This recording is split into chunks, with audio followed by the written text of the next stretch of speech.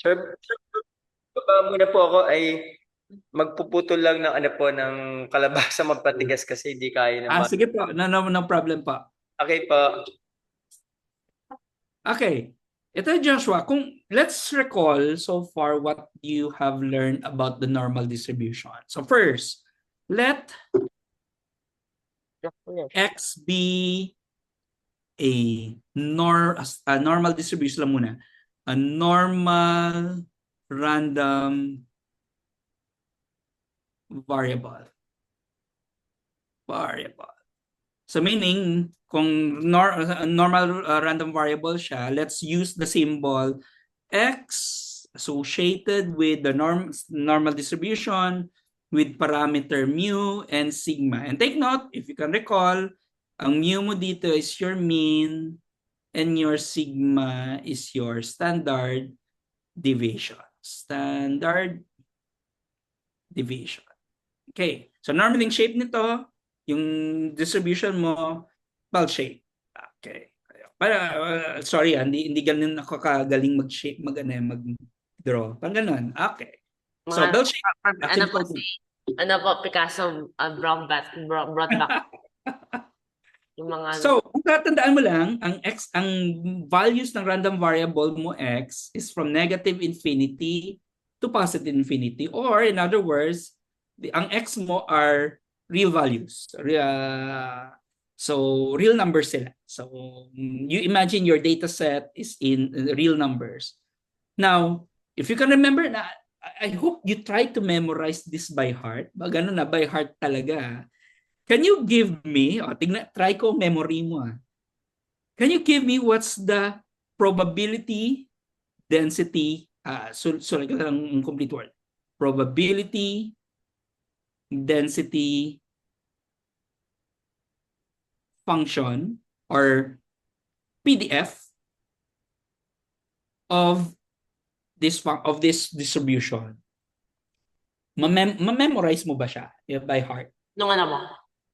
Ng normal distribution. Normal distribution. Yeah. Ano po na yata po yan, yung ano, tawag doon, may ano kasi po na, yung e to the something, tapos an over, May e to the something. So sulat ko dito. basta E one, to the, alam ko po, 1 over square root of 2 pi sigma squared ba? that's Yun, correct. 1 over square root of 2 pi sigma. yung e So, naman, squared sa loob sigma po ng labas square root. ko ba? Tapos Okay. yung ano, yung e raised to something negative something over parang 2 sigma squared ba? Tapos hindi ko na po alam yung sa taas. That's correct. So, sulat ko na lang siya separate ang 2. 1 over 2 na lang siya. Tapos, x minus mu over sigma quantity squared. So, yan ang itsura niya.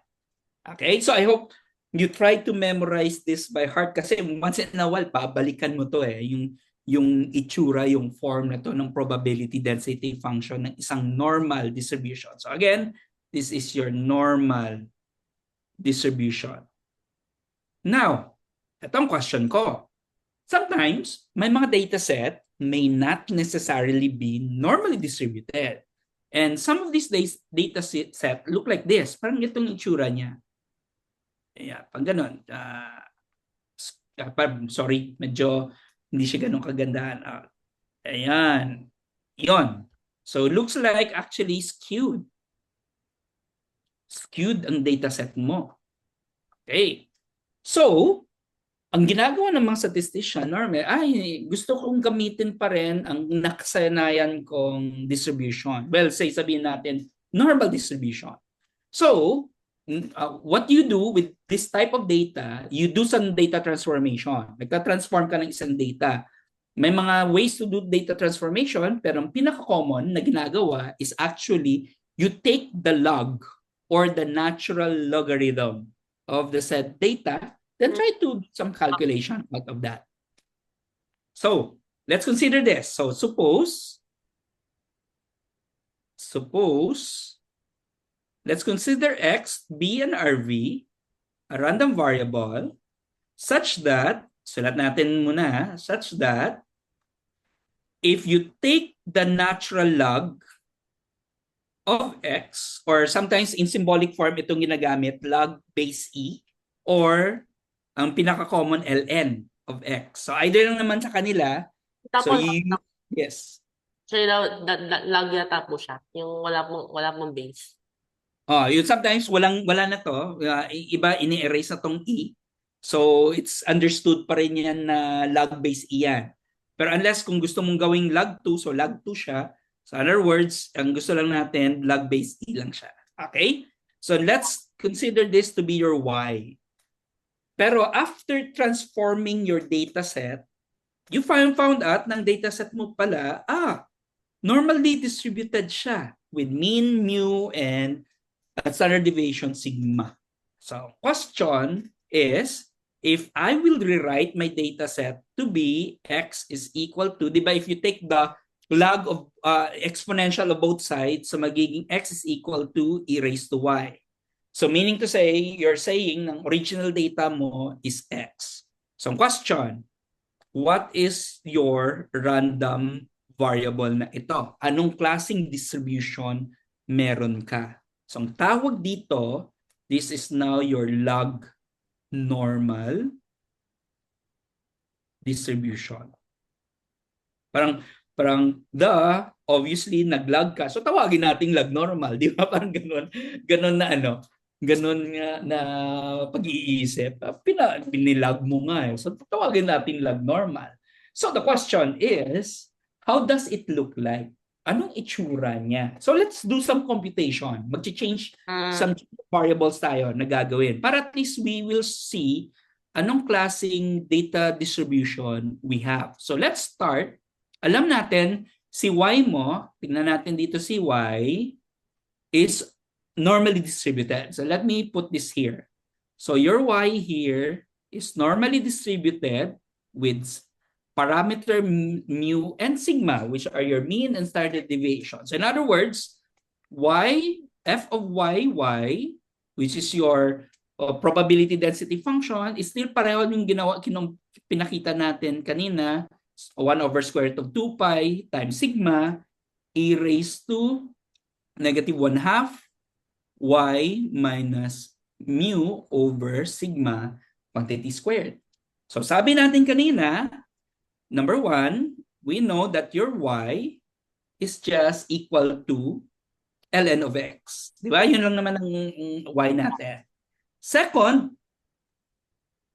magta-translate tayo from one distribution to another distribution. Meaning, ang distribution na gusto nating alamin is f of x of x. Yun ang gusto nating alamin.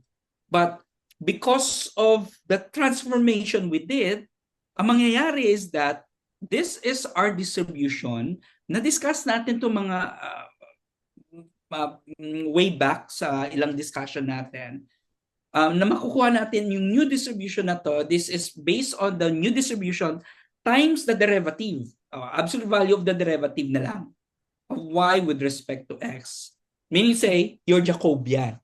So naalala mo pa yung mga data transformation na ginagawa when we take the integral. So kinocompute mo lang yung Jacobian ng new coordinate system mo, tapos take the absolute value of that Jacobian, or in other words, take the determinant of the take the absolute value of the determinant. So kaya nag-ano kayo ng absolute value na to with respect to y. So yan ang yung gagawin natin na i-compute. So in other words, ang mangyayari is you can now compute your f of x is equal to, so fy of fyy, so therefore 1 over square root of 2 pi sigma e raised to -1/2 times, ang y mo is ln of x minus mu over sigma squared times, what's the derivative of y, where your y is just ln of x?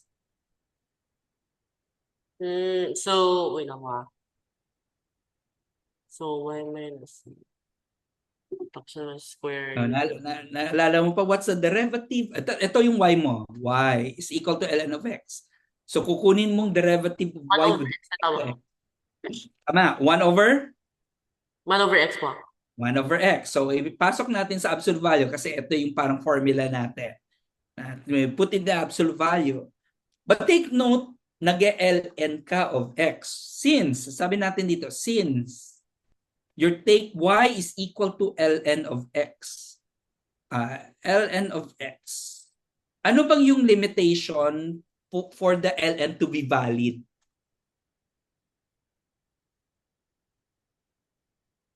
Meaning to say, nag-try ka data transformation, yung pwede mo lang gawin para mag-ln, mag-natural log. Anong mga excess ang pwede when you take the ln? Equal 0. Non-zero. Non-zero? Pwede bang negative?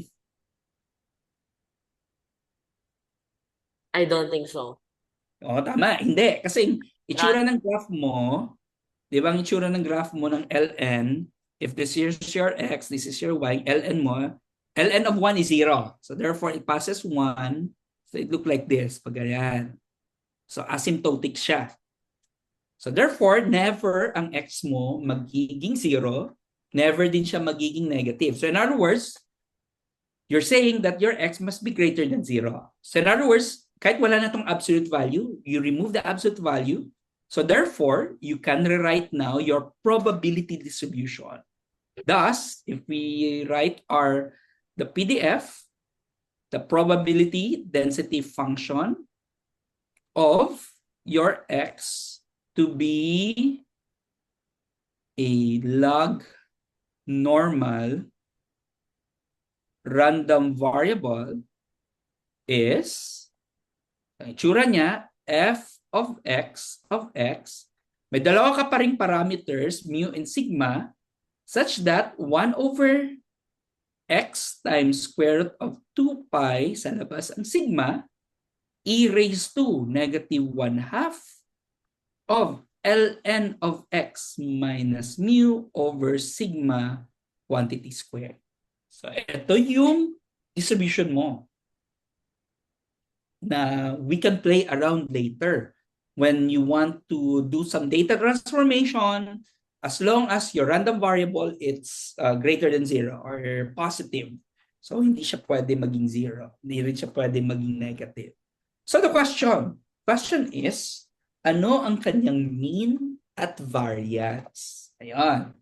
Ano ang kanyang magiging mean at ang variance ng ganitong klaseng dataset na meron ka? Parang meron yata po tayong ginawa pero baka siguro pwede apply yan. Ayun. Sige. Ito, this is your assignment. Pa-assignment ko to sa Oh iyo. no. Oh no. Okay, pero it's not I want you to prove ang mean ng random variable na to. I want you to prove that this is the exponential of the mu plus 1/2 of sigma squared. That's the mean ng ganitong data set. Okay? Ang invariance mo naman, which is weird, itong variance mo, this is the exponential of 2 mu plus 2 sigma squared minus exponential of 2 mu plus sigma squared. So ito yung mga i-compute mo. So, hanapin mo siya paano. So I'll give you a hint. Moment generating function. So yun lang, moment generating function kailangan mo dito. Okay. Although these are available in the internet, ang mga proof nito, but I want you to study it on your own and present it to me next meeting. Okay? Aba. Ayun. So now, a quick review lang ang mga ginawa natin before I'll jump to regression. Okay. Under continuous distribution, we started exploring. Ano ba mga examples ng mga continuous distribution? One is obviously uniform. So the uniform distribution, meaning equal chance for a random variable that has that weight. So same probability ang makukuha natin. So in other words, ito yon yung probability density function, and we were able to compute for the mean and standard deviation. Again, recall lang natin ano ba ang mean? Paano siya kinocompute ang mean natin?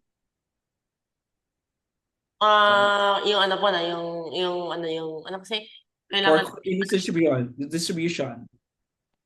So what is the expected value of x? siya yung ano po, yun yung ano, paano i-calculate po?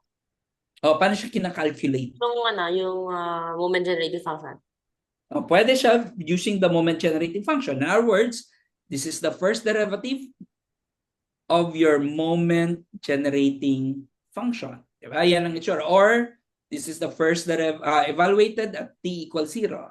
Or the derivative with respect to t of the expected value of e raised to tx where t is equal to 0. So that's one. Pero ang definition niya when it's continuous, 'di ba? Kung discrete, summation. Pero kung continuous, integration. So anong klaseng ini-integrate mo dito?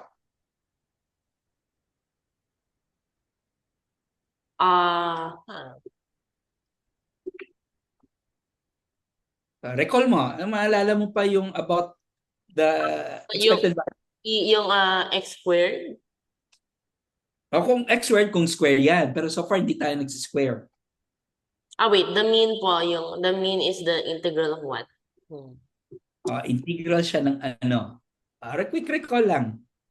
It must Kasi, be the integral of once in a while, babalikan natin to eh. Mga ano na yan eh. It's the integral of the second derivative. I think that's pretty obvious. Balikan mo, may notes ka ba dyan ngayon? Try mo hanapin. Sorry, medyo matagal-tagal din tayo, hindi nakapag ano eh. Well, I understand kung di mo siya mare-recall kasi we have been discussing for quite a long time tapos naputol. So ngayon lang tayo nakapag-usap. Para at least medyo makommit mo siya into memory yung mga ganitong concept.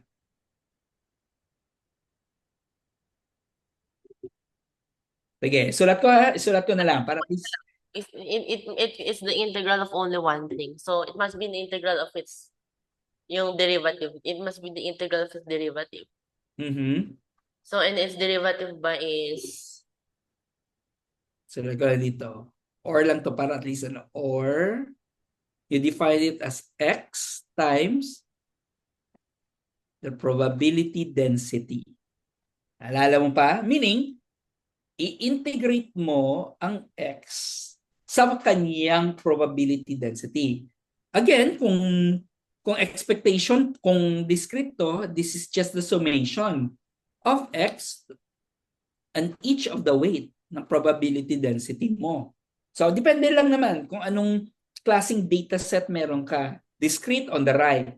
Kung continuous on the left, mag-i-integrate ka. Okay? Yun ang pagko-compute ng expected values.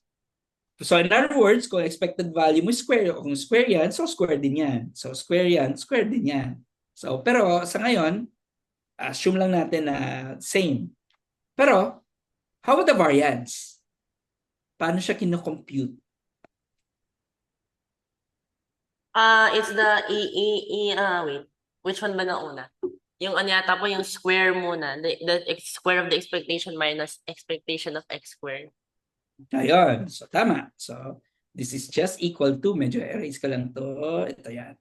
This is equal to the expectation of x squared minus the quantity of the expectation of x squared. So, yun. And then, you can do the calculations as well. Right? So, now, okay. So far, this is why we are to compute. So every time may distribution ka, hanapin mo kaagad anong expected values. So we compute it. The mean. Hanapin mong variance. So compute mong x squared. So, if you can do it manually, so compute it manually, mako-compute mo siya. So similarly, when it's a normal distribution, ito medyo mahaba-habang ginawa natin. Kasi we first proved na it's equal to 1 talaga when you want to integrate it. So medyo mahababang ginawa natin ng mga calculations dyan. Until we end up with it's equal to 1, tapos nag-compute tayo ng expected values. Okay, itong itsura niya. So, we learned other distribution and now the normal, yung pinag-usapan natin.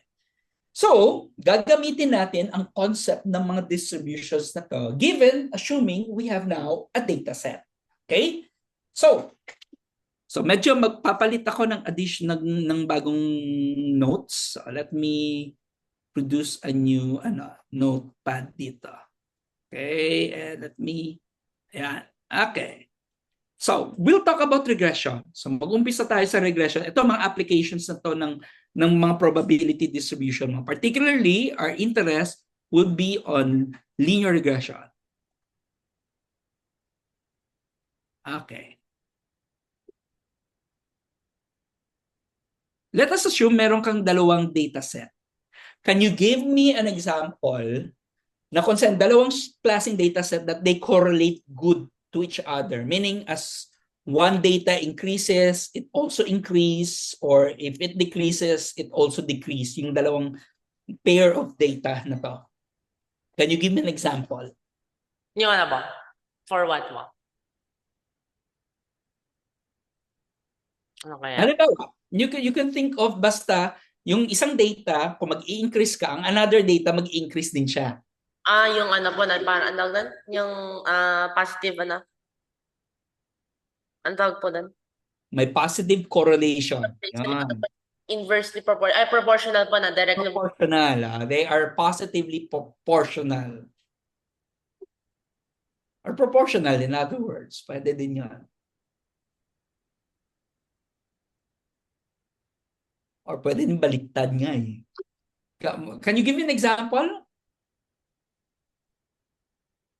Would you agree ba, Joshua? Ano po? X squared. I mean like dalawang data set lang siya. You don't need na two different data set. Temperature saka ano po, pressure. Say for example, I'll give you a hint.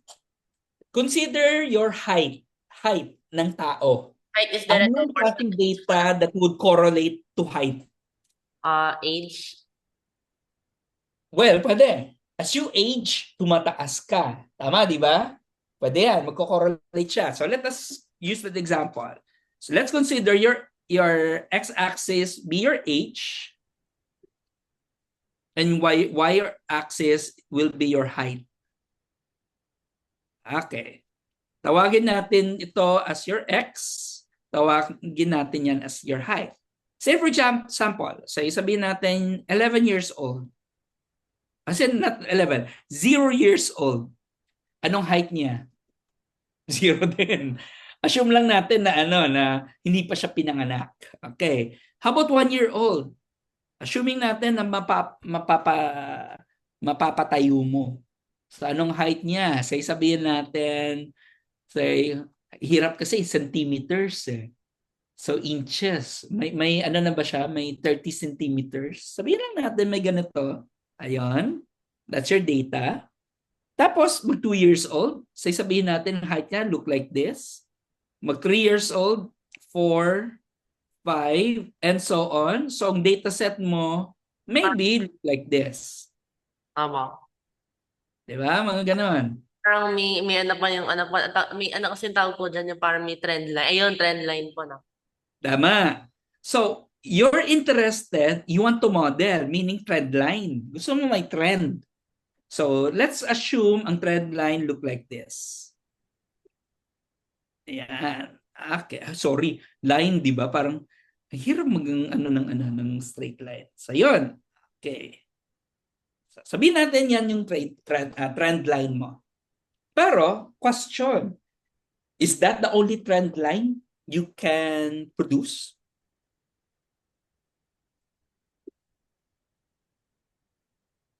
Say for example, gawin ko tong Siguro kung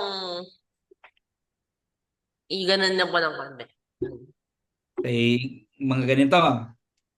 Yun ba yan po, ganyan po. Parang ganyan. Yan. Okay, you can have another trend line.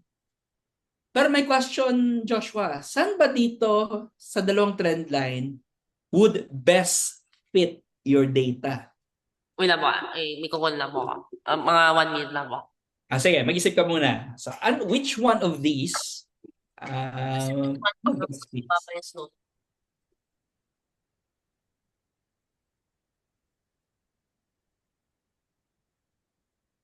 Although drawing lang naman to, so medyo mahirap naman siya i-visualize. Pero anong criteria mo do you think sa paghahanap ng trend lines?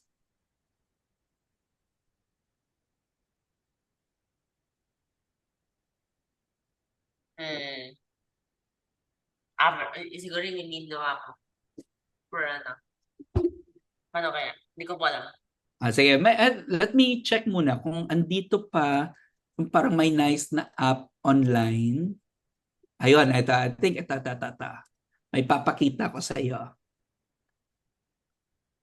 Ayun. So, let me stop sharing my screen now, and let me share this one. Para at least mas nice to kasi may illustration. Ito. So let's consider ito yung mga data set mo kanina. Increasing ha. Sabihin natin, increasing siya.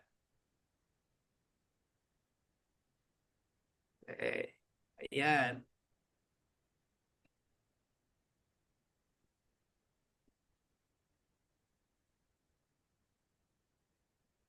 Okay, yun. So meaning makikita mo may trend kang ganyan. So gagawin natin is that let me consider a curve. Dali lang ha. Medyo, ayan. Ano po ano yan? FET po na. Yung ano. A FET. Oh, maganda tong FET eh. Meron po Sa- siya simulations. Sabihin muna natin, ito yung line mo. Ayan. Di ba pwede ka maghanap ng Wow. best line. Pwede ganito yung tsura, pwede pa ganyan, pwede pa ganon. So pwede ka mag-estimate. You can have infinitely many choice, di ba? Na somehow mag-fit naman siya. So the question, alin dito yung mas fit? At ano magiging possible criteria ng pagpipilian? Yun. Kasi pwedeng ito. Kasi parang, lahat almost na dadaanan. Pero may mga data na medyo malayo siya sa trend line. Meron. So, sir, can I change C? Ang C natin ang slope. So, medyo change natin slope natin. Look like this. Okay. So daw parang ang lapit nila to each other. Pero, my question again, what do you think yung somehow pinakamalapit? Saya.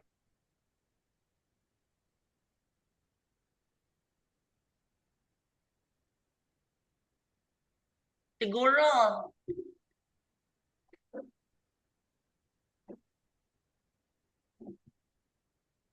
Ineta mo.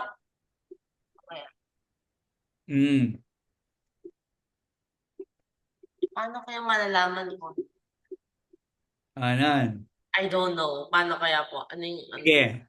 Ito yung gagawin natin. Let me shift now my screen again. Mag-change ako ng sharing. Balik ako sa original screen ko. Paano quantize yun? Ayan. Babalik ako dito. Let me remove the green. Okay. Di ba each point, may distance siya from the line na gusto mo i-solve. And ang line natin, alam natin ang line na to, it's just a linear line. So therefore, you can name this as y is equal to, meron kang slope, not slope, meron kang y-intercept, tapos meron kang slope. Tawagin natin yung y-intercept at ang slope mo as beta sub 0 and beta sub 1 respectively. Okay? So take note. So again, this is your slope, it's not slope, y-intercept. And then this is your slope. Okay. So we want this na ang slope at ang y-intercept natin is a fixed value, meaning ito yung ideal or optimal na line na gusto nating hahanapin such that would best fit the data. But take note, bawat point, meron yan distance. So for example, itong point na to with this may distance. So tawagin natin distance na yan e sub 1. Meaning to say, at x value, meron kang actual data point, meron kang predicted data point. So yung difference po in y. Ayan. So ang difference nito, tawagin natin, ito yung predicted na y, tawagin may hat na yan, tapos ito yung actual value, y sub 1. So ang difference, e sub 1 is equal to y sub 1 y sub 1 hat minus y sub 1. So it's positive. Yun ang gusto lang natin. Pero below, kung halimbawa, itong data point na to, tapos ito yung predicted na data, tawagin natin itong e sub 2. So, negative si e sub 2, if we want to retain na on the left-hand side is yung predicted na y sub 2 minus y sub 1. So, take note lang. So, yun ang ano natin. Meaning each of the data point, ang distance siya from the line is ganon siya, yung mga differences. So now, question.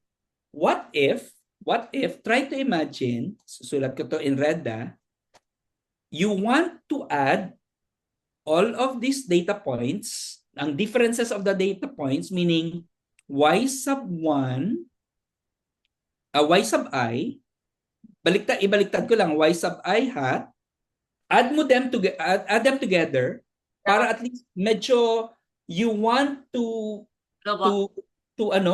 remove yung negative at positive, square mo siya, add all of them kung say there are n number of data points. At natin siyang S. Yes. Unfortunately, parang kailangan ko yata mo mag-CR, yung medyo emergency na yata ko. Go, Joshua, go. So, pause mo lang muna ang video, ang recording, para at least illustration.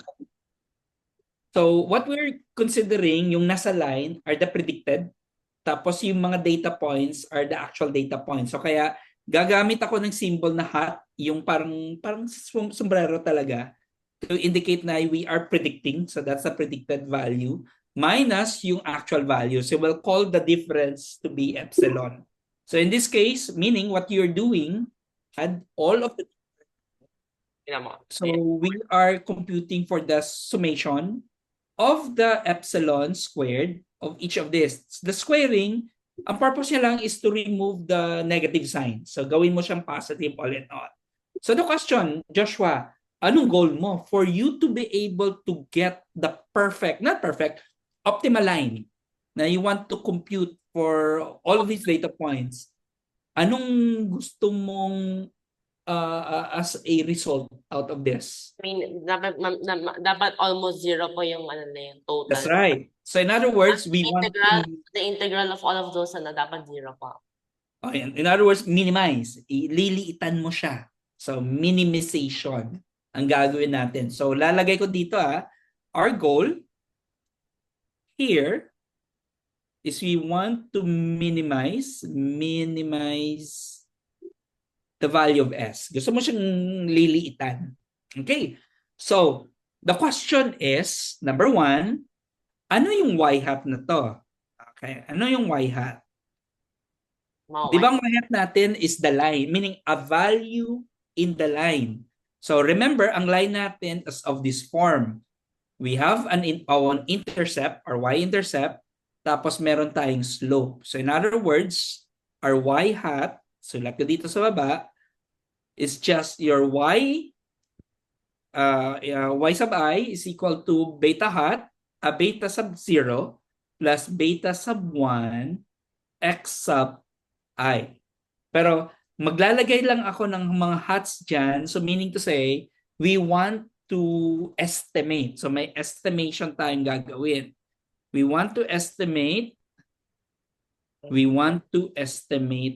as well with this one.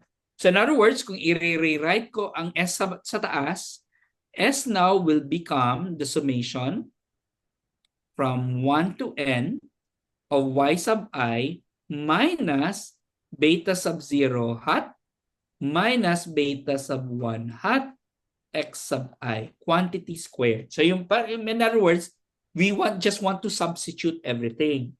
Tapos gusto mo siyang i-minimize. So this is what you want to minimize.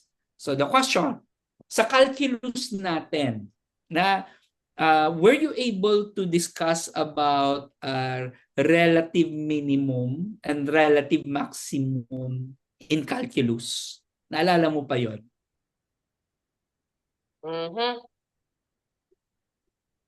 For example, let me illustrate it here. So gawin ko lang siyang blue. So, halimbawa, meron kang graph. Say, ito yung graph mo. Yan. Okay. Gusto mong hanapin ang relative minimum. So, in other words, ito yon, relative minimum. Gusto mo hanapin yung relative maximum. Yan. So, the question, kung meron kang function, say, sabihin natin f of x yan, paano mahahanapin yung, itong mga points na to, relative minimum or relative maximum? Anong ginagawa? This is, I'll give you a hint kung na-encounter mo na to sa calculus na discussion mo from your previous na mga nagturo sa iyo. Ang gagawin mo lang naman is actually get the derivative of this function. Tapos, anong gagawin mo sa derivative?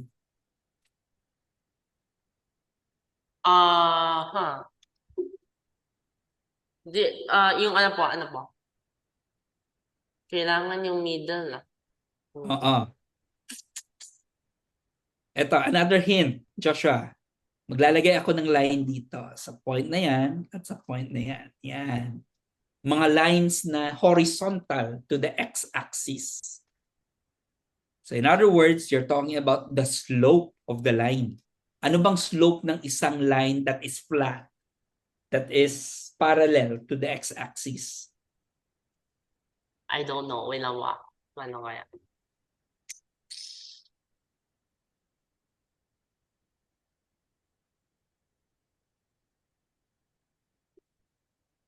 Top 0 yung derivative po niyan. That's correct. 0 ang iyong derivative. Meaning, if I'll take the derivative of this function with respect to x, it's equal to 0. So meaning flat ang derivative. So the slope must be 0. So flat na flat siya. So ganin din dito sa baba. So ang derivative niyan must be equal to 0 kasi yung slope mo is equal to 0.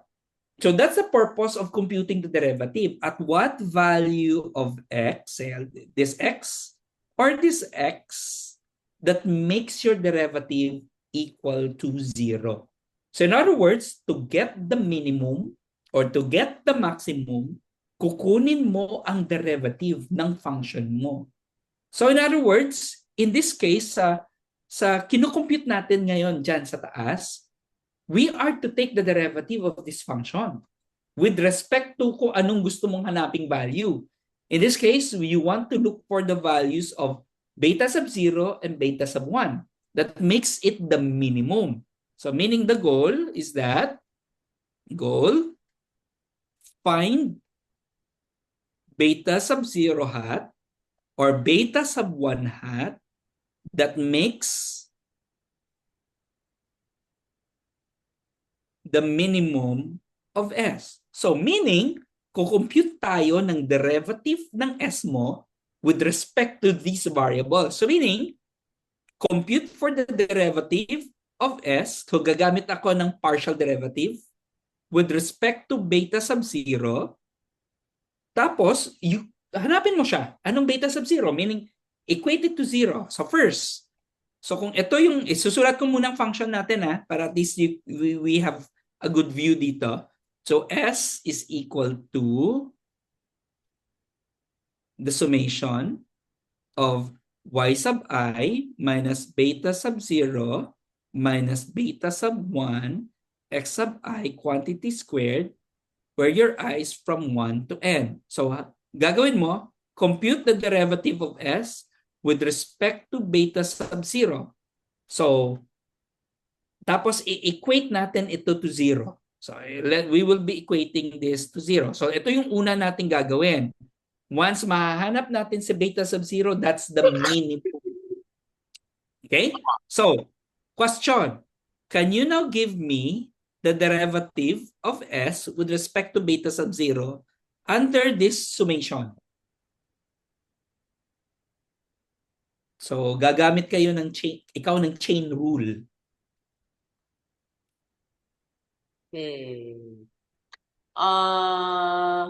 Para full blown. Gusto mo kunin ang derivative with respect to beta sub 0 ng summation of y sub I minus beta sub 0 hat minus beta sub 1 hat x sub I quantity squared where your I is from 1 to n. So yan ang kukunan mo ng derivative.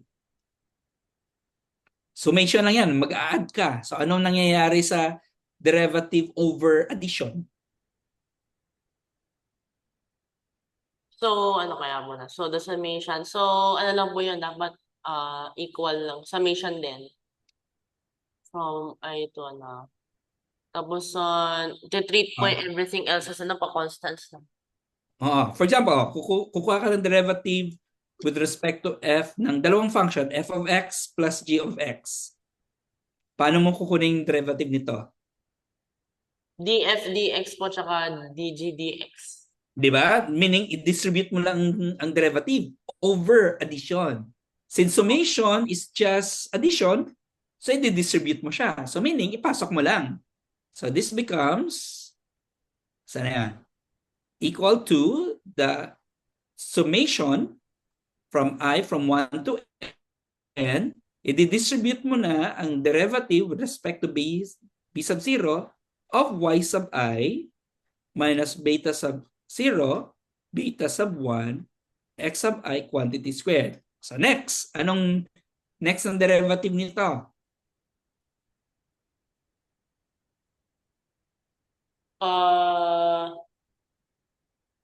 Bali, ano po, pero squared po siya, no? Oh, squared siya. So Two, chain rule. yes, kailangan po ng 2 na. So, the summation of 2 times, wait. Ano ba muna po yung sa loob na? Yung sa loob, yung derivative na yi, tsaka yi minus, so wala yan. Yi minus 1 minus. So paano siya? Dapat kasi mas maganda kung parang gawin po natin parang 5 minus x minus 5 minus 3x I'll give you para example, para kita. minus 1. Anong partial derivative with respect, say, sabi natin x of 5x plus 2 quantity squared. So, paano ka mag-derivative dire? So, 5x, 2 times 5x plus 2 tapos times 5. Tama? Times 5. Di ba? Chain rule lang. So, ganun din ang gagawin mo dito. Yan. Sorry. Ayan. Same lang. So, paano mo siya kunin ng derivative niyan? With respect to b sub 0 na.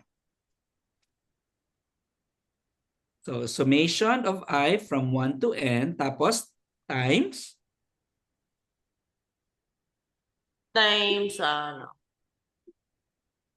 Si beta sub 0, hindi si x ang diniderivative. Pasalaw mo na, chain rule. So, magiging 2 times? So, 2 times, dapat yun mismo po. So, Loob, okay. tapos Minus? times negative 1 minus Negative? negative 1 po. That's correct. So, negative 1. Ayon. So, summation ng ganung expression, pwede mo bang ilabas si 2 at ang negative 1? So, meaning ilalabas mo siya outside the summation? Pero what about yung ano po, yung beta 1 times xi? Oh, mariretain pa rin siya sa loob kasi andyan pa rin yung x sub I, product lang naman yan, di ba? Parang you are imagining 2 times x sub 1 or minus 2 x sub 1 plus... So, dapat minus x sub 1. May ano ba? Diba? Yes, minus x sub 1 po. Ayan, sige.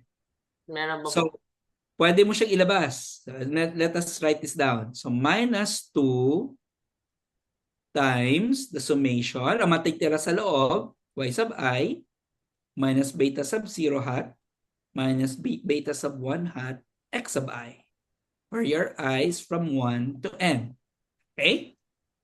Opo. Medyo nakikita? Now next. Next tayo. Next. Can you distribute the summation?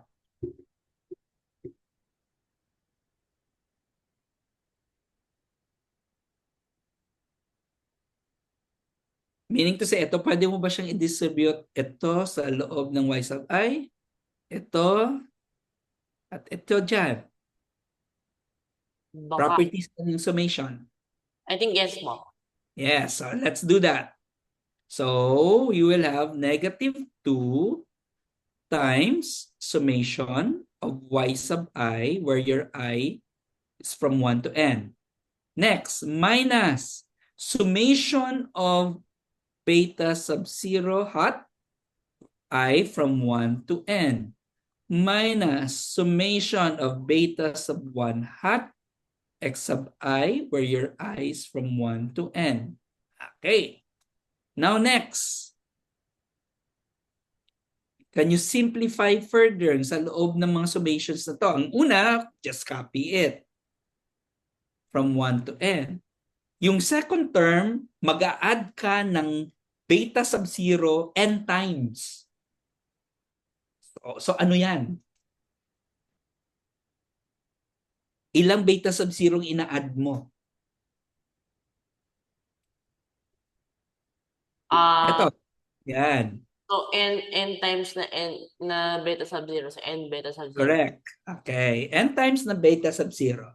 And then finally, remember si beta sub 1, constant lang yan siya or a coefficient. So pwede siyang lumabas sa summation and you just simply write this down. Ayan. Okay? So the goal is this.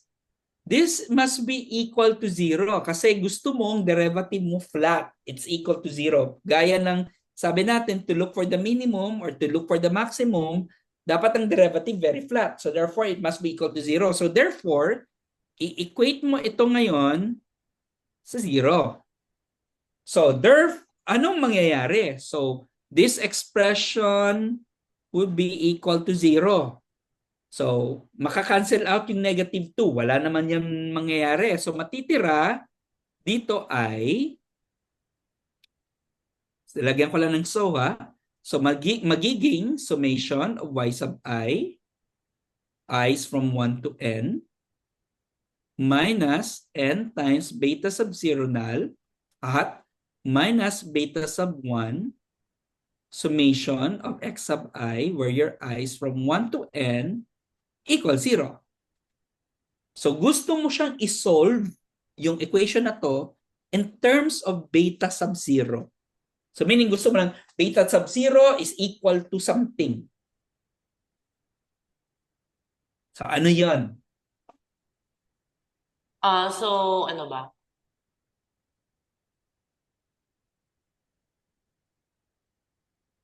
Pero hindi yata pwede nang i-alis mo na iba. Oo. So gusto mo lang, halimbawa, ito, transpose that expression sa kabila. Yun, dyan mo lang ilalagay. May ma-isolate po na. Isolate mo lang. So magiging So n times beta sub 0 hat is equal to beta sub 0 hat. Wait, negative. Yun po, pero wala yung ano. So summation of yi to n tapos minus tapos beta 1 hat. Summation of xi. Ayan. So, can you tell me what is beta sub 0 hat equal to? So, wait. So, nawala na n. Pwede na tanggalin yung n. So, magiging? Yi to 1n. Divided by n. Tapos, yung isa na naman po, beta 1 hat. Summation xi to n. Tapos, over n. Okay. But can you tell me ano yan? Summation of yi divided by n.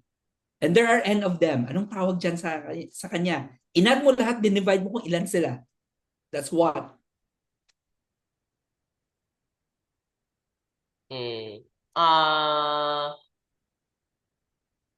Pwede bang tanggalin? Try to imagine, may data ka, inad mo lahat, tapos dinivide mo kung ilan sila. Anong tawag dun? The mean. The mean. So, tawagin natin there's no way it's that good. Parang so, tawagin natin to y bar. Wow. Di ba? Yun ang symbol sa mean. So, y bar. Minus, ano naman ang x? Add them together, divide by n. Ganun din. It's the mean. X bar. So, therefore, tignan mo, ang ganda, di ba, ng itsura niyan. So that's the first equation na i-compute natin. Pero take note, ay sir, meron kang beta sub 1 bar pa. Ahat sa loob ng beta sub 0. So the question, can we compute for beta sub 1? Di ba? Nakita mo dito, ay sir, na-compute lang natin ito. With respect to beta sub 0, can we take the derivative of S with respect to beta sub 1 and equate it to 0? Meaning, gagawin natin, dito natin gagawin medyo magdadagdag ako ng additional paper. Maybe 2 papers. Medyo mahaba-haba itong calculation na to. So meaning, our goal is, kung kanina nag-compute tayo ng derivative of S with respect to beta sub 0, ngayon, beta sub 1 na ang i-compute natin and equate it to 0.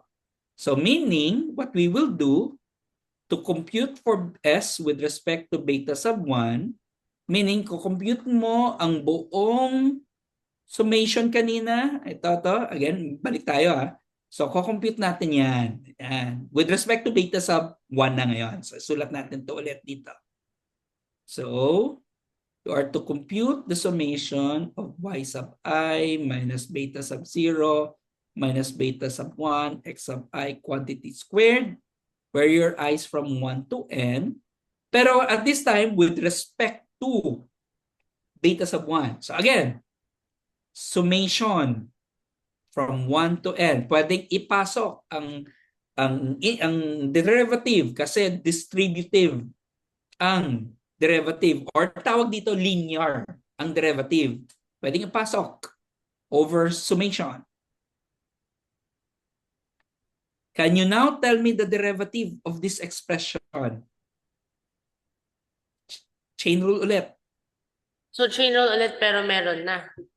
Pero pwede na yata pong wait. Summation of the is the summation of the derivative the same as the derivative of the summation? Oo. Pwede mo ipasok. So, pwedeng gamitin pa yung kanina. So ano mangyayari? Ano ba yung kanina? So, negative 1 minus xi. Square. Negative 1. Paano yun? Balik tayo kanina. Ito nangyari. Tapos sa times 2 times yung yan mo. Di ba? Ito nangyari kanina. Pero with respect to beta sub 0 yan. Kaya nag-negative 1 yan dito. Ngayon, with respect to beta sub 1. So, can you do that here? Saan na yan? Yan. So, magiging?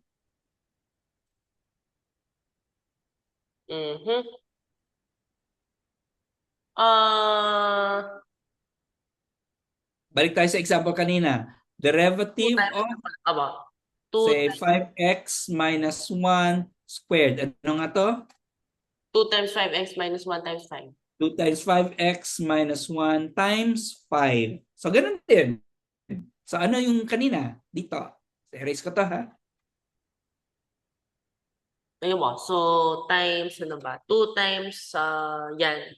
y1 minus b0 minus b1 xi. Tapos, times what?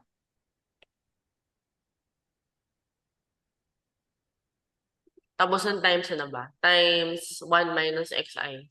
Yun mo. 1 minus xi ba? With respect to beta sub 1. Anong derivative nito with respect to beta sub 1? Yung na-encircle ko. Dapat, y1 na. So, yi. Pero dapat magiging 1 po yan. Pero with respect to beta sub 1, hindi y ang variable. Okay. So, yi lang po. So again, ito tanong ko, ano bang constant pala po siya, so 0 dapat. Constant siya. So therefore, 0. Negative xi po kasi 0 rin po yan. That's correct. So matitira negative xi. Yan. Yeah. Tapos again, gagawin mo rin. Ginawa mo kanina. Ilabas yung negative 2. Matitira summation from 1 to n of x sub I minus beta sub 0 minus beta sub 1 x sub I times x sub I. So, ang negative, ilabas lang. Can you distribute the x sub I? Yes. Pwede pong alisin. Tapos, can you distribute as well the summation? Yes, opo. Pwedeng alisin na. So, therefore, magiging, lagay ko lang dito para malaking summation of first term, x sub I, y sub I, where your I is from 1 to n. So, that's the first one. Minus beta sub 0, summation of x sub I, where your I is from 1 to n. Tapos, minus beta sub 1, summation of y sub I squared, I from 1 to n. Kitams? Kita yung pagdidistribute? Opo. So, pag na yan. Tapos, ang goal, again, equate mo lang yan to 0. So, equate mo lang sa 0. So, equate this to 0. So, matitira, makakancel out lang negative 2. Ang matitira mo na lang dito ay summation of x sub I, y sub I is from 1 to n, minus beta sub 0, summation of x sub I sub from 1 to n, minus beta sub 1, summation of x sub I squared from 1 to n equals 0. Ayan. But, may but ako ano yung beta sub 0 nga natin kanina? Ito. Pwede ba nating i-substitute sa loob ng kaninang na-compute? Meaning, ipasok mo to, yan, instead of beta sub 0, Pwede ba? Kasi parang hindi naman siya same yung yung derivative. pero si beta sub 1 ang interest natin. Gusto natin beta sub 1, so, ayun, para maalis. So, therefore, substitute. So, kopyahin ko munang una, x sub I, y sub I, where your I is from 1 to n, minus, ang beta sub 0 mo kanina ay y bar, minus beta sub 0, x bar, summation of x sub I, where your I is from 1 to n, minus beta sub 1, summation of x sub I squared, I from 1 to n equals 0. Ang gusto mo lang, beta sub, may mali ako dito Ito ay, hindi yan beta sub 0, beta sub 1 ito. Yan. So the goal, dapat beta sub 1 is equal to something. May formula ka na i-compute. Ayun. So what is beta sub 1?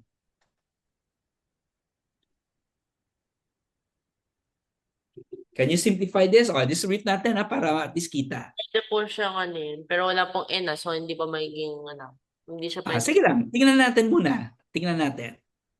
So magiging y bar summation of x sub I from 1 to n, tapos minus beta sub, minus, magiging plus na siya.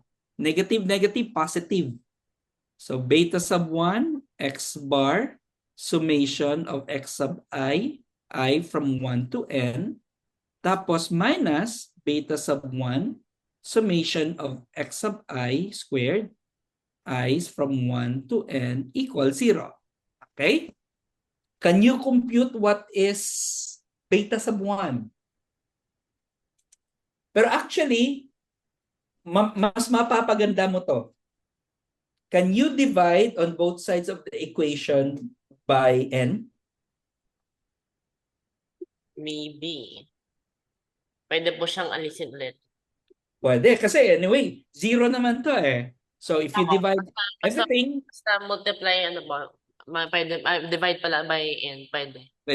So sulat ko dito, what we want is we want to divide everything. Pala yung issue ko kanina, wala pong n, so paano yun? Pero may 0 pala, so we can do whatever we want. Basta babasura siya ng po na. Kasi mangyayari, dito, kasi magdidistribute ka ng n, di ba? Magiging summation of x sub I, y sub I, divided by n yan. Ito naman, pangalawa, y bar, summation of x sub I, divided by n. Tapos ito naman, b sub 1, x bar, summation of x sub I, divided by n. Tapos minus beta sub 1 summation of x sub I squared all over n, and this is equal to 0. But ano ito equal to? Ano ito equal to?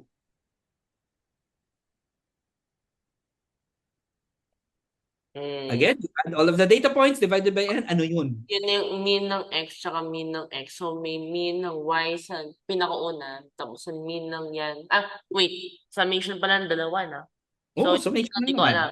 Kasi yung isa hindi ko alam. Ito, yan, mean of x, mean of x. So, ito as is. Wala tayong alam dyan. wala pong alam na. Ito din, wala din tayong alam dyan. So as is lang. Alam natin ito, ang may red box, that's x bar, the mean of x. Tapos ganun din ang isa, x bar din yan, mean of x. So hence, mas mapapaganda mo ang summation mo. Magiging summation pa rin to of x bar, y bar, divided by n. Tapos ito, x bar, y bar. Pwede mo ibaliktad. Kasi anyway, multiplication lang naman yan. Minus beta sub 1, x bar, quantity, squared. Dalawa ng x bar. Minus beta sub 1, summation of x sub I squared over n equals 0. Now, can you tell me what is beta sub 1? From this expression, what is beta sub 1 equal to? So, pwede na siyang alisin. So, BB dito doon. Tapos, beta 1. So, okay, sige po lang. So, move doon sa kabila. So, So, anong nasa numerator? Anong nasa denominator? So, sa numerator is yung sa left-hand side mo. Summation of xi, yi over That's correct. n. So, sulat ko muna ha, xi over n. Where ang summation natin is from 1 to n yan ha. Okay. Tapos? Minus mean x, mean y. Gandahan ko muna. Parang pangit kasi ng ano ko yung pagkakasulat. Summation of x sub I, y sub I, where your I 1 to n divided by n minus. So, minus x, mean of x, tsaka mean of y. Okay, that's correct. Divided by. Tapos, divided by mean of x squared. Tapos, plus po. Wait, minus pa. Plus? Yes, pwede po. Kasi pwede alisin yung negative.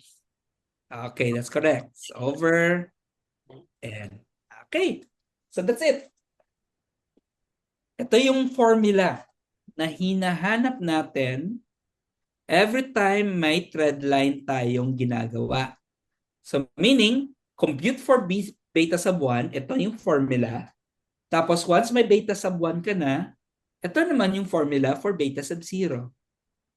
So yun, yan ang formula na hinahanap natin every time when we are computing for the thread line.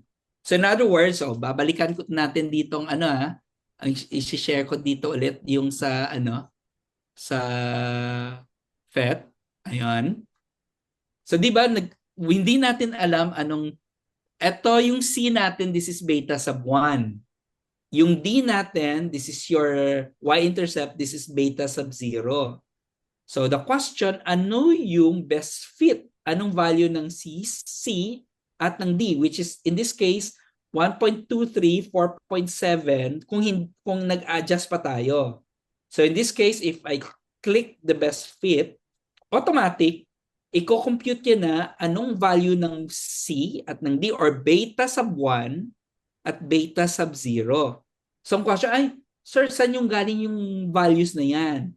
So nanggaling yung values na yan using the formula earlier, which is exactly these two. Beta sub 0 at tapos your beta sub 1. So I'll show you kung paano magko-compute nito para at least alam natin kung paano siya magko-compute. Okay, so uh, uh, let's consider say mag-open ako dito ng ano. Open ako ng ano to? I'll stop sharing muna. Stop share. Let me open a Excel sheet. By the way, nakopya mo bang formula? Yung Excel po, may ano tawag doon, yung may ganun, may function po siya na. May function yan. Pero of course, we want to compute manually. Magko-compute din tayo. Say, let's consider an X and a Y. So let me share my screen ngayon. Saan ba yan? Share screen. Ito. Excel sheet. Ayan. So meron kang X, meron kang Y. Can you give me, say, ay, tala. Bakit? Ito yung ano. Out lang ako. Yan. Okay. Say, can you give me, say, 5 points na parang as it increases, nag-increase. Say, for example, 1, 2, 3, 4, 5. Say, can you give me an increasing Y as well? 3, 10, 17, 25, 20, And 32. 32. Ang layo ng mga numbers mo ah. So, parang para mas maganda parang umakyat. Wait. Okay. Mas maganda pang ano na linear. Mas maganda pang linear. O, linear naman siya. Tingnan natin. So, let's insert, magano tayo, scatter plot. Scatter plot. Uy, ganda naman ng pagkakaano mo. Parang ano siya talaga, napaka... No way. I was, alam niyo po yung parang I was not thinking about it. Wow, intuition. Ano po, ano po, from the brain mo. Parang, Let me alam niyo see. po isang beses, mag-sketch po ako, random pentagon po, diba? Pero alam mo may na-miss kang isa. Parang may medyo slight ka na mali. Alam mo saan 'yon? Sa ano po? 'Di ba napansin mo difference niya is 7. 3 and 10 7. 10 and 7 10 and 17 7. Pero ito 17 and 25 8. So ito lang yung slight difference. Pero I was not thinking about it po. Pero baguhin natin konti para at least medyo ipangit natin. Gawin natin it can't be this good. Kung 10, it's gawin natin 12. Tapos yung 17 gawin natin say 13. Tapos gawin natin ang 25 to 27. 32 naman gawin natin say 29. Para at least medyo may pagkapangit konti. Ayun. Di ba ang ginagawa natin thread lines? Nagta-thread line tayo. Yes, So gawin natin right click. So insert sa add thread line. So nagta-thread line tayo. Tapos if you want to show the equation, click mo lang yan, ito na yan. Ayan. So let's make it bigger. So ang question, saan galing yung 6.7? Saan galing ang 3.3? So gagamitin natin yung formula na na-compute mo kanina. So beta sub 1, meaning ang beta sub 1 is 6.7. So again, kopyahin mo tong formula na na-compute natin earlier. Beta sub 1. Ayan, ito yung formula. Summation of x sub I, y sub I divided by n. So may 5 tayong points, so 5 yung n. X bar, y bar, ito yung mga means. Tapos ito yung mean pa rin. Tapos ito square ng x sub I. Then divide kung ilan sila, 5. So makakopya mo ba siya? Oo. Sige, kopya mo. Pero tataka ako, addition nga talaga to. Double check ko lang ang mga calculation natin. Sige po. Parang nag-ano ako ng addition siya lahat talaga. So, ito, ayaw nga add mo lang naman. So, positive, positive, negative ito. Negative. Wait. May nakita akong parang mali. Tama ba? May mali nga talaga. May mali. May nakita kang mali? Sama. tama ito kasi ito. Tama ang mga signs. Tapos bigla, tignan mo. Hanapin mo, saan tayo nagkamali?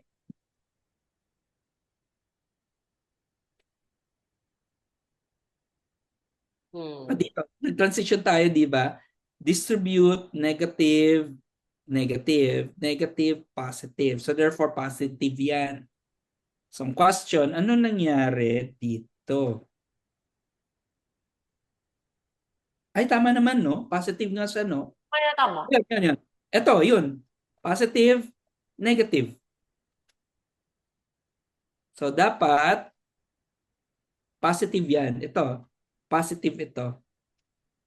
So therefore, when you are to to to transpose on the other side, so dapat positive ito, negative yan. Nagets? Nabang. So ibaliktad lang natin. Medyo i-change lang natin to ha. So meaning magiging, so yun sana yan. Summation of x sub I squared divided by n, where your I is from 1 to n, minus x bar quantity squared. So, ayan siya. Ayan. Para at least may ano tayo. Ano to? Change sa formula. So, kaya nagtataka, ba't positive sa denominator? Kasi, well, from intuition, may negative yan eh. So, from what my memory serves me about the formula. Okay? So, clear na? Nakopya ng formula, Joshua? Nabang. And then let's go back to your Excel sheet kanina. Ko-compute natin manual. Assuming we don't have the technology. Paano mo to i-compute si beta sub 1, si 6.7 beta sub 1. So dapat it must be equal to 6.7 tapos si beta sub 0 must be equal to 3.3, negative 3.3. So, i-compute natin yan. First, sa numerator mo, anong nasa numerator? Summation of x sub I, y sub I divided by n. So, paano mo siya i-compute using Excel? Formula ba? Some formula. Summation, sum of x sub I, y sub I divided by n. So ito yung ko-compute natin na formula. Meron yan sa Excel. Alam mo yung sum product sa Excel? I think so, ma. Equals sum product. Meaning, kunin mo ang product ng mga x sub I with respect to their corresponding y sub I. Meaning, gagawin niya ng sum product. Sorry. Sorry. Dali lang. Sana yan? Mali yung beta sub 6. Magiging dapat, ayan. Ang gagawin nito sa formula na yan, i-multiply 1 times 3 plus 2 times 12 times 3 times 13 up to 5 times 29. Tapos divided by, ilan sila lahat? N? And then, 1, 2, 3, 4, 5 mo. 5. There are 5 of this. So that's your first term. Tapos how about the second? X bar times Y bar. So X bar times Y bar equal to, ano mga formula sa Excel pwede natin gamitin? No, yung product mo. Product ng dalawang average. Di ba? Mean yan. So, gamit tayo ng formula na average. Yan. Average of X. So, kunin mo yung average niyan times average ng Y. Okay. So, enter. So, 50.4. That's your numerator ang dalawang values na yan. Denominator naman tayo. Anong ang sa denominator? Mhm. Summation of x sub I squared. Meaning, isi-square mo bawat na x. Divide mo siya by n kung ilan sila. So, sum of... Parang ano po na parang ano lang, layer. Ayun. Divide by n. So, ito yung formula natin. So, question. Sa Excel, meron din yan formula. So, sum SQ. So, sum square yan na formula. Isi-square mo bawat isa.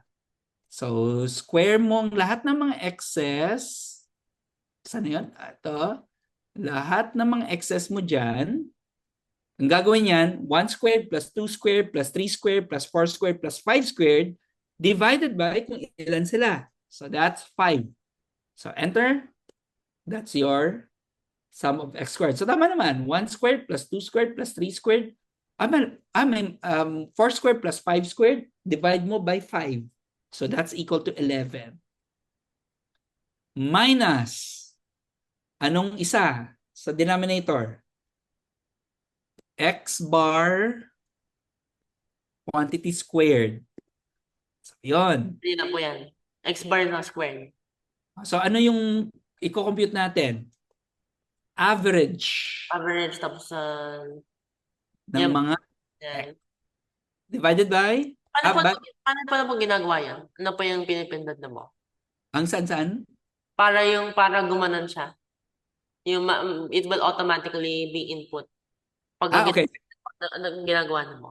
So, equals, di ba, mag-click ako average. Ayan. Tapos, pag-click ko dito, ida-down ko lang. Automatic mo siya. Oh, Wow. automatic. I-highlight mo lang siya. Automatic na. Hindi na ako magta-type ng A2 colon A6. Automatic na yan siya. Try mo sa Excel. Maganda yan. I-send ko naman itong Excel para mapapraktisan mo mamaya.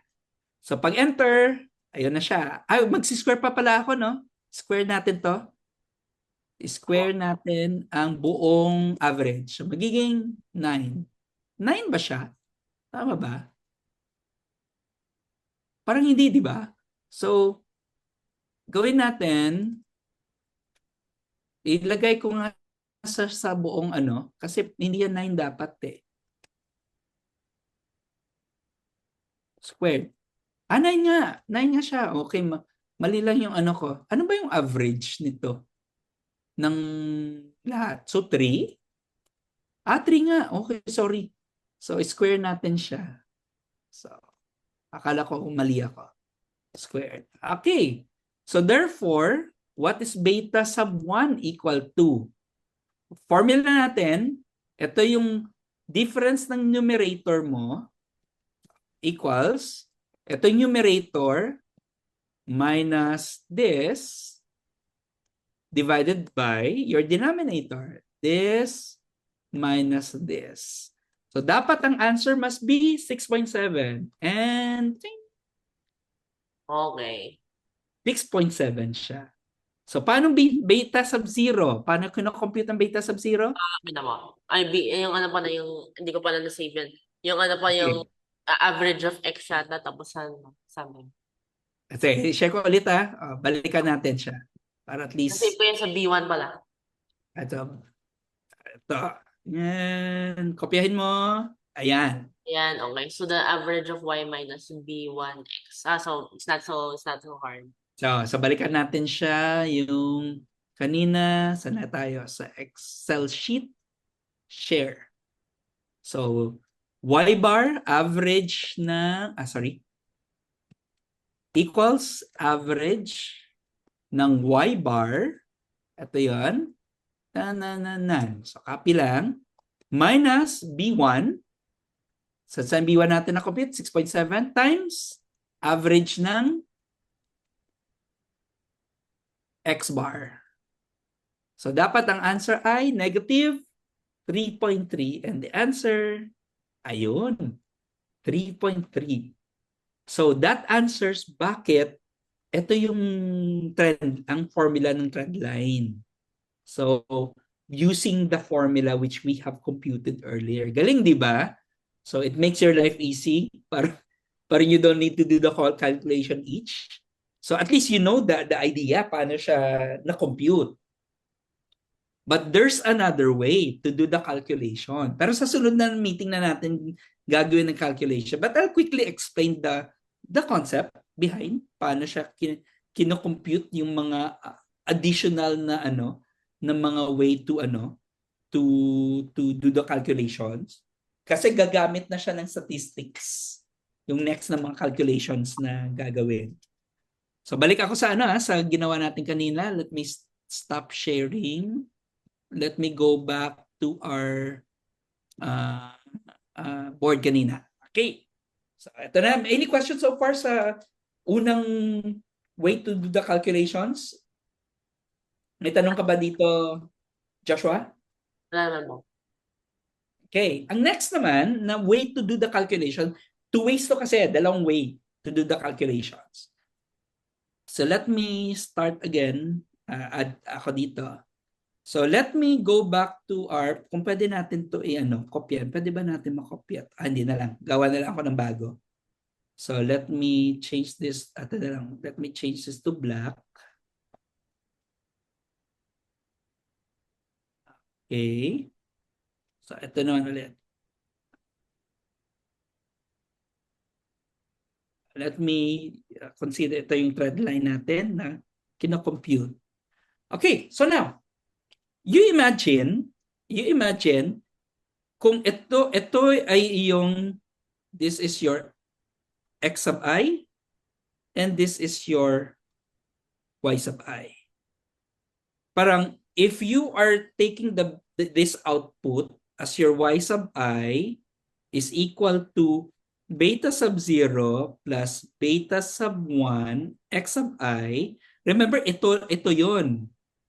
So para ma-accommodate mo ang difference na epsilon, sabihin natin sub I para sa ganung value, magdadagdag ka ng epsilon sub I dyan. Okay? Medyo nakuha? Meaning kasi gusto mo siya i-fit talaga sa line, magdadagdag ka ng epsilon sub I. Ganon din yung sa iba. So magsasubtract ka ng epsilon sub I, magdadagdag ka ng epsilon sub I. So meaning, your epsilon can be positive or can be negative. So it can be either way. So the goal, ito yung goal natin. You imagine na bawat epsilon sub I mo, say for example, ito. Bawat epsilon sub I mo, may mga distribution ito na mga different possible values at this point na x sub I. May iba-ibang mga different values. So meaning, meron kang tinatawag na statistical distribution ng mga different values of your epsilon. May mga iba-ibang values. Okay? So therefore, bawat x, may iba-ibang different values kang pwede ma-generate. For example, for this x naman, so tawagin natin x sub j to, for example. So meaning for this, meron kang different values ng mga epsilons na pwede mo ma-generate at different values of y's. So, iba-ibang mga values na meron. So, the question is that if you are to take the expected value of all of this y sub I, question, anong expected value ng beta sub 0 plus beta sub 1, x sub I plus epsilon sub I? So yun ang parang gusto nating maintindihan. Remember, distributive yung expected value. So expected value of beta sub 0 plus expected value of beta sub 1, x sub I, plus expected value of epsilon sub I. But, take note, yung nagva-vary lang is yung differences ng mga values of epsilon sub I, meaning this is a distribution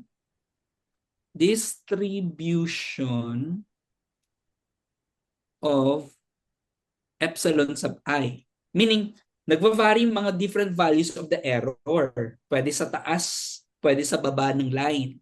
So, saan mo gusto yung error mo magsi-center? Meaning, saan siya mag-vary across? Kasi, if you compute for the expected value, si error lang yung nagva-vary, the rest constant.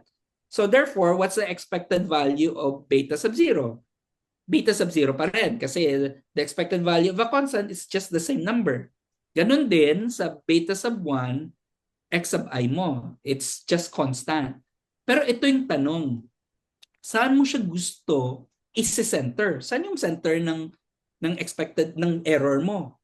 So it must be somewhere in the middle, di ba? Gusto mo siya sa gitna. So anong gitna nito? Parang kung try to imagine ano yan, nakahigayan kasi na distribution. You try to rotate it. Tapos saan yung center ng mga expected errors na yan? It must be in between. It must be at 0. Ganon din dito. It must be at 0. So therefore, ang expected value mo dito must be at 0. Okay? So meaning, you are expecting na dapat pare-pareho yan. So hence, it must be of this form. Magdadagdag lang ako ng additional paper. Okay. So it must be at 0. Next question. What is the variance? Anong variance ng mga distribution mo dito? Dapat ba palaki ng palaki ang dataset? Meaning to say, ito ba yung dataset na gusto nating i-model? Meaning to say, palaki ng palaki? So kung mag-trend ka ng line, parang labas niya, mag-model ka ng ganito kalaki na dataset. Ang hirap yan i-model kasi ang laki ng variability na ipoproduce mo. So meaning, anong klaseng dataset na gusto mong i-model? The dataset na you want to model would be na constant lang ang variation. Hindi siya malaki, hindi siya maliit, constant lang. So meaning, what we want, ang variability na to, pare-pareho across different epsilons. Okay. So hence, you want the variance of all of your epsilons must be same. So must be, sabihin na lang natin sigma squared. So hindi siya lalaki, hindi siya liliit.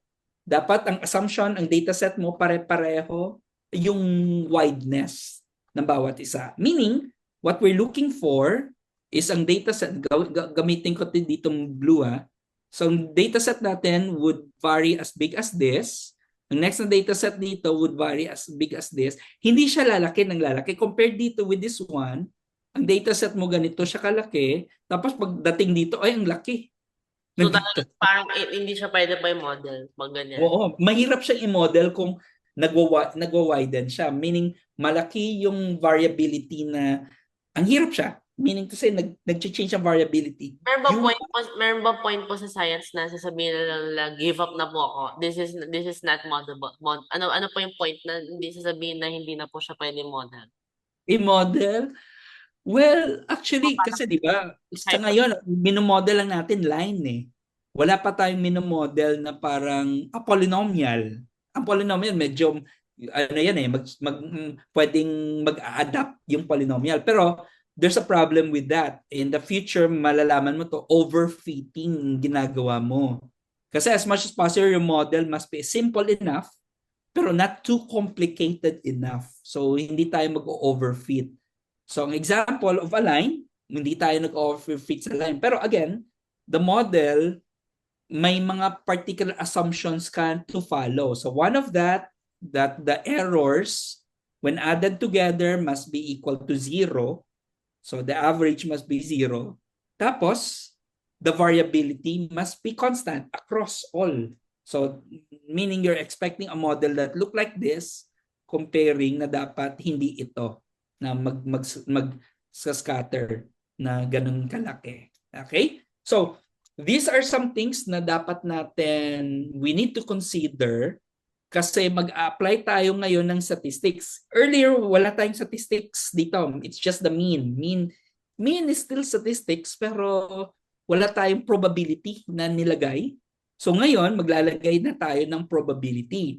Kasi the assumptions, lalagay ko dito the assumptions of linear regression, assumptions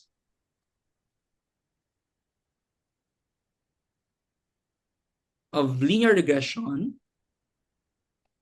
na we need to follow is only two things, or in general, that your errors must be normally distributed with mean zero, tapos meron tayong constant na standard deviation.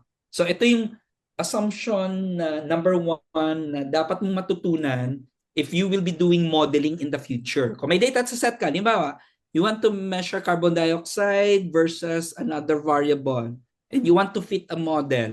For linear regression, ito yung minimum na hinanap.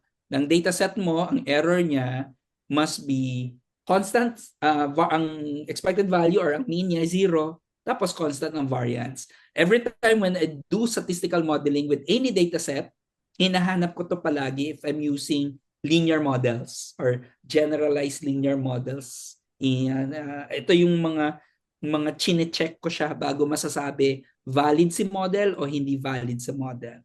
So this will be our next discussion sa sunod kasi importante to for linear regression, and the same foundation you will be learning for future statistical models na magagamit mo in the future. Okay? So for now, dito lang muna tayo magdi-discuss, Joshua. So do you have any questions so far? Ano pala po nangyari sa sa right hand mo? Ay, ito. Okay, pause na lang muna natin ang